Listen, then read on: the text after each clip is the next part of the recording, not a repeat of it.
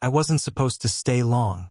At least, that's what I told myself as I stood at her doorstep, balancing the small bag I had offered to carry for her from the corner store. The night air was cool, heavy with the scent of rain still clinging to the pavement, and I could already feel that familiar nervous energy in my chest that always seemed to appear around her. She opened the door slowly, the warm glow of her living room spilling out onto the porch.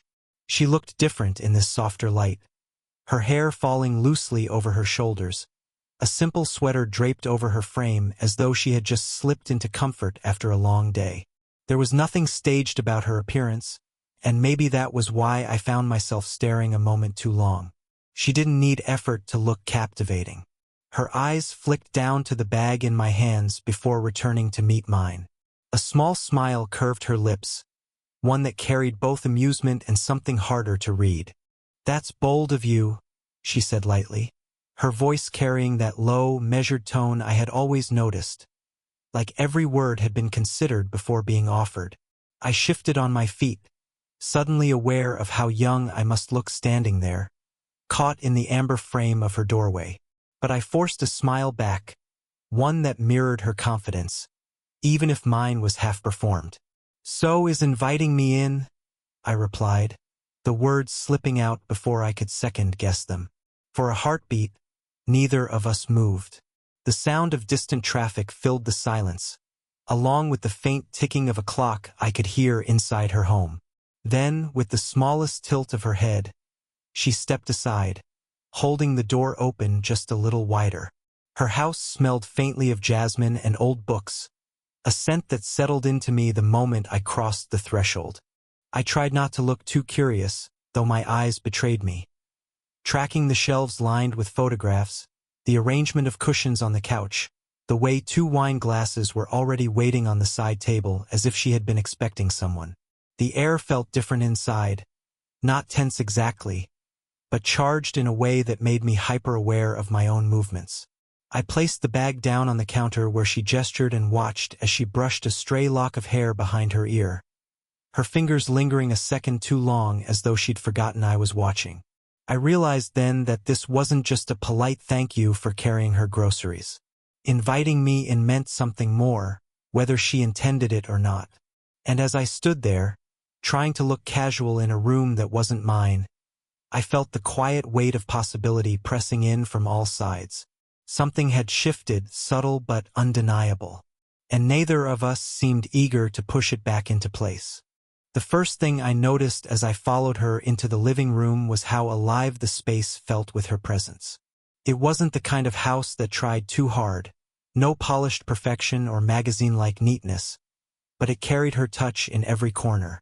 Stacks of books rested on the edge of a low wooden table, a soft blanket draped across the back of the couch, and a faint melody from a radio played somewhere deeper in the house, almost too quiet to catch. She moved with a graceful familiarity in her own space, setting the grocery bag aside before glancing over her shoulder at me.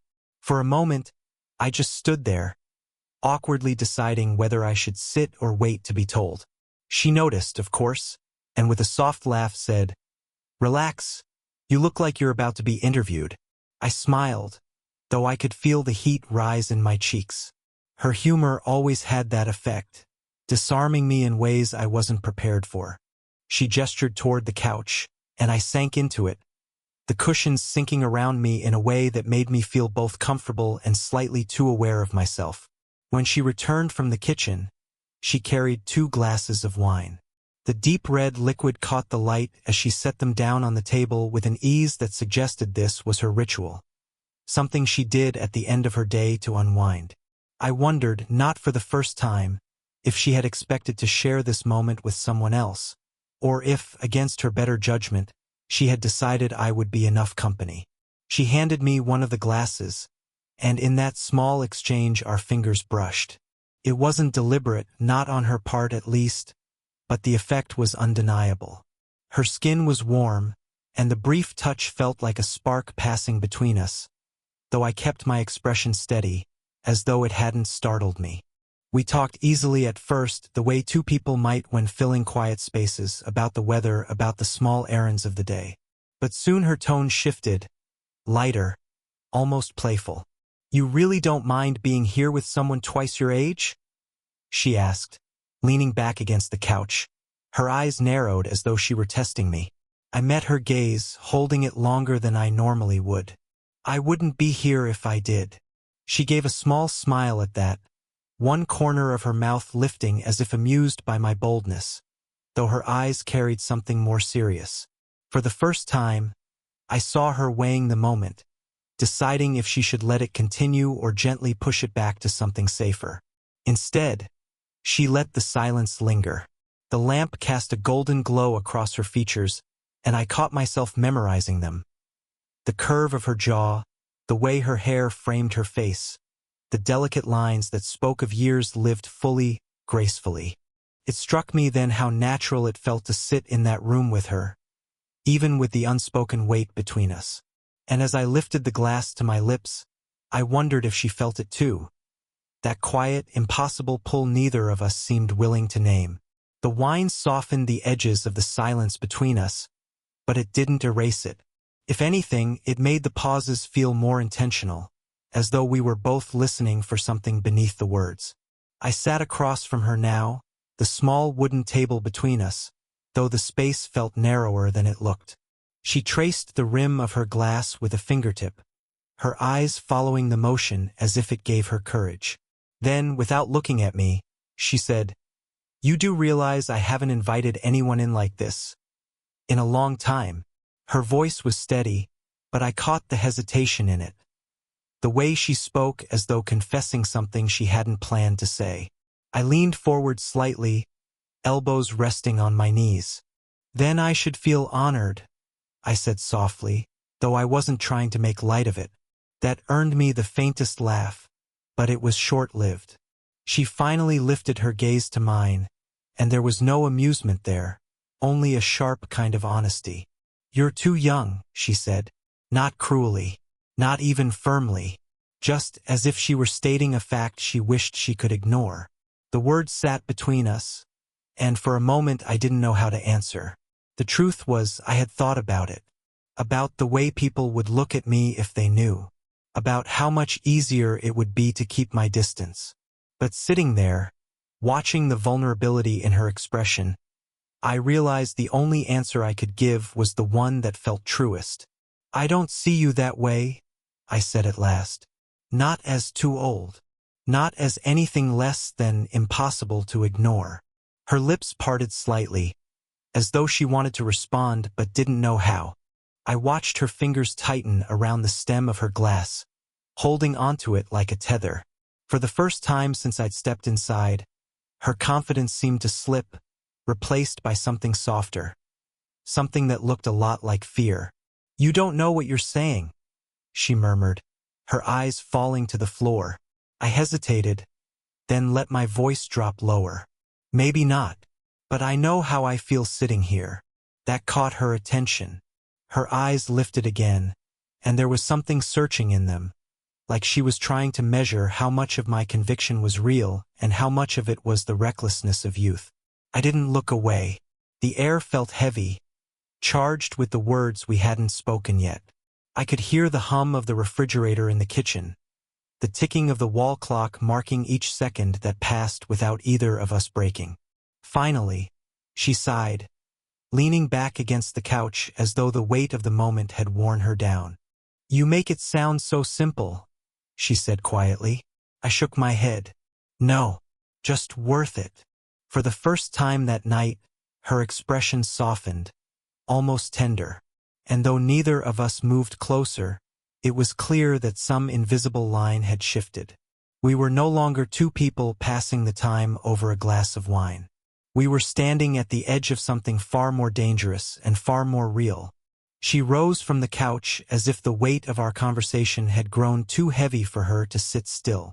For a moment, I thought she was pulling away, that this was her quiet way of telling me the night had gone too far. But instead, she crossed the room to a wooden shelf tucked against the wall. Her hand hovered over a framed photograph, one I hadn't noticed before. "Here," she said softly, lifting it down and carrying it toward me.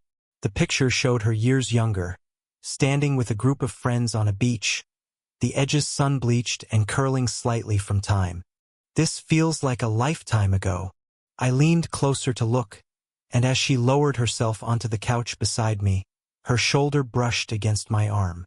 It was nothing dramatic, just the natural consequence of sharing space, but the warmth of it lingered in a way I couldn't ignore. "You don't look that different," I said, glancing at her instead of the photograph. She gave a small, skeptical laugh. "You're being kind. Or blind?" "Neither," I answered. My voice was quieter than I intended, carrying more weight than I meant to reveal.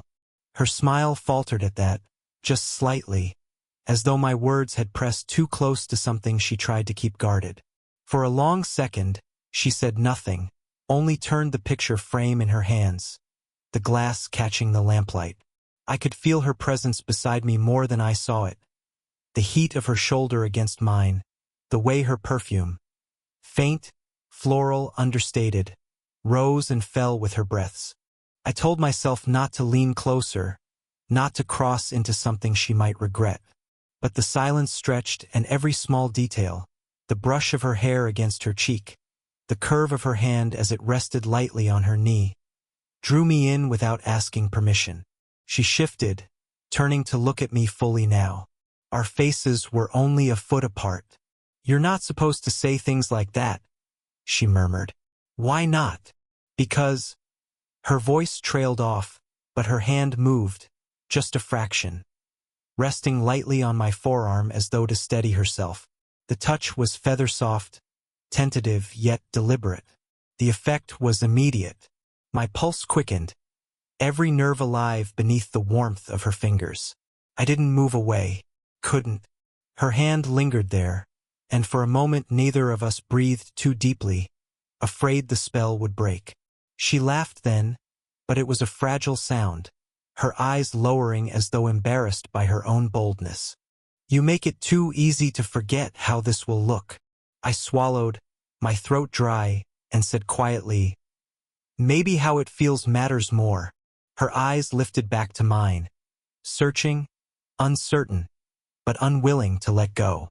The closeness was intoxicating, not in what it promised, but in the unspoken trust it carried. Sitting there with her shoulder pressed against mine, her hand warm on my arm, it felt like we were teetering on the edge of something fragile and real, and neither of us in that moment wanted to pull away. Her hand slipped from my arm as though she had suddenly realized how close we drifted.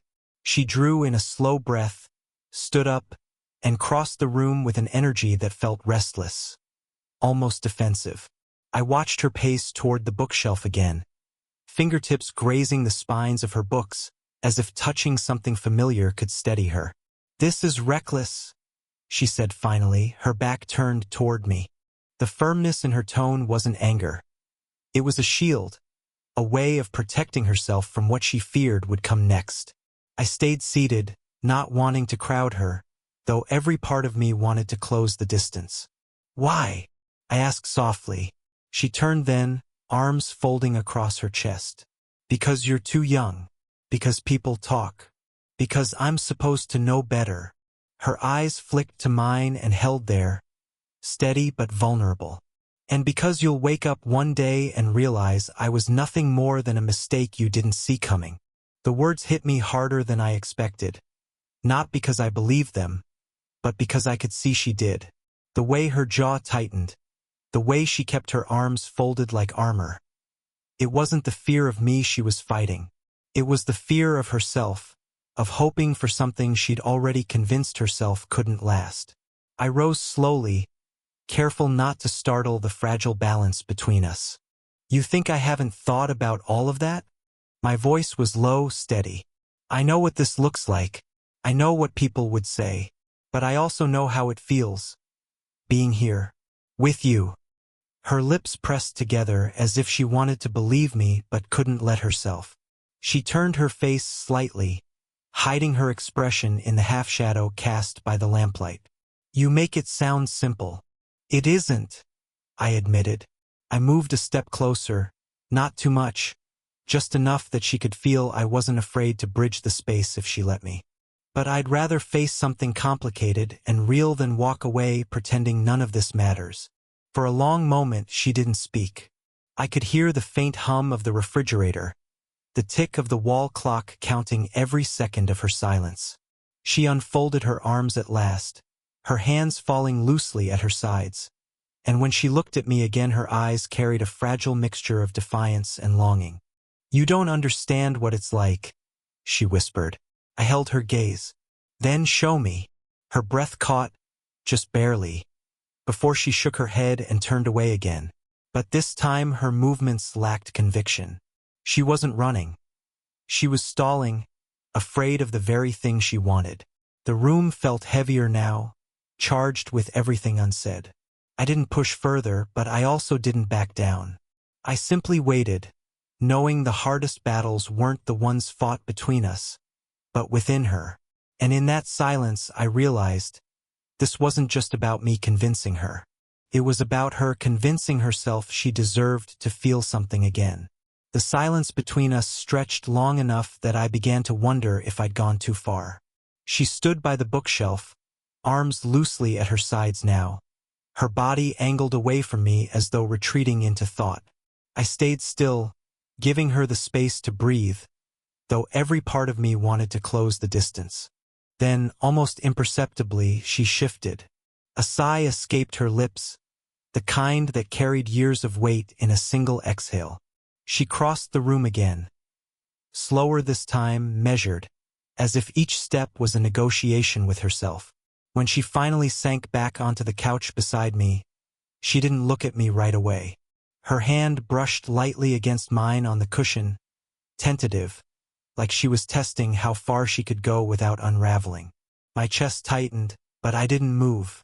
I let her hand linger there, our fingers just barely touching. It wasn't bold, not compared to the earlier moments, but the hesitation in her touch made it more powerful than anything else. Her eyes lifted then, meeting mine with a vulnerability I hadn't seen before. There was no teasing in them now, no guarded humor, just an honesty that almost felt like surrender. "You don't make this easy for me," she said quietly, her voice trembling at the edges. I swallowed, feeling the weight of the moment press against me. "I'm not trying to," I replied. "I'm just here, with you." That seemed to settle something inside her. She exhaled again, and this time she allowed her hand to turn, her fingers curling slightly against mine. The warmth of her touch spread through me like fire, steady and grounding at once. She leaned then, not suddenly, not dramatically, but carefully, almost cautiously, resting her head against my shoulder. The contact was so gentle it felt like a question, as if she were asking me to hold still, to prove I wouldn't break the trust she was giving me. I stayed completely still, letting her decide how close to be. The faint scent of jasmine rose from her hair, soft and lingering, and I felt the rise and fall of her breath against my arm. It was such a simple closeness, yet it held more meaning than anything we'd said all night. After a long pause, her voice came again, low, almost fragile. "It feels dangerous, doesn't it?" I tilted my head slightly toward hers. "Only if you're afraid of it." She gave the faintest laugh, muffled against my shoulder. "Maybe I am." I turned my hand, gently letting my fingers close around hers. "Then let me be afraid with you." The words weren't planned, but the way she went still beside me told me they had landed where they were meant to. She didn't pull away. She didn't argue. She simply stayed there, leaning against me, her hand warm in mine, as though, for just this moment, she was allowing herself to believe it could be real. And for me, that was enough. The night drifted forward gently, like a tide that neither of us wanted to retreat. We stayed on the couch longer than either of us intended, her head resting against my shoulder, our joined hands quiet between us. Words became unnecessary. There was something steady in the silence, as if we both knew speaking too much might shatter what was fragile but real in that moment. Eventually, she stirred, sitting up a little as though reminding herself not to lose control. "We should put these away," she said softly. gesturing toward the empty glasses on the table. I nodded, though I could see the hesitation in her movements, the part of her that wanted to end the moment neatly and the part that wanted it to linger. I stood with her, carrying the glasses into the kitchen. The overhead light cast a softer glow than the lamp in the living room, and in that smaller space, the air between us felt even more charged. I set my glass down on the counter, watching her as she rinsed hers under the tap. The simple domesticity of it struck me. How intimate it felt, doing something so ordinary with her when the night had been anything but. She glanced over her shoulder and caught me watching. Her lips curved in a wry smile. "Don't look at me like that." "Like what?" I asked, leaning lightly against the counter. "Like you're memorizing me." I didn't deny it. "Maybe I am." For a moment, she froze, then gave a quiet laugh that didn't hide the way her eyes softened. She dried her hands on a towel, then turned toward me. Her fingers brushed mine as she handed back my jacket from where I'd left it earlier, and the touch lingered, neither of us moving away quickly. We walked together to the door. The night air had cooled further, and the quiet outside pressed gently against the warmth we'd built inside. She stood with her hand on the edge of the door, as though holding it both open and closed at once. I turned to face her fully, close enough that the light from inside cast her features in soft detail. The fine lines near her eyes, the curve of her mouth, the steadiness that lived beneath all her hesitation. For a long heartbeat, I didn't move. I just looked at her, letting the weight of the night settle into something I knew I'd carry with me. Then, slowly, I leaned in, not for a kiss, but until our foreheads almost touched. The space between us buzzed with unspoken things, the kind that didn't need to be rushed. Her voice was barely above a whisper. "Be careful. You're making me hope." I closed my eyes, steadying my breath, and answered with quiet conviction. "Maybe you should." For a moment, neither of us moved, both caught in that fragile space between what was safe and what was real. Then, with a small smile that looked almost like surrender, she eased the door halfway closed. I stepped out into the night, but even as the door clicked softly behind me, I carried the weight of her touch, her voice, and the unspoken promise that this wasn't the end, only the beginning.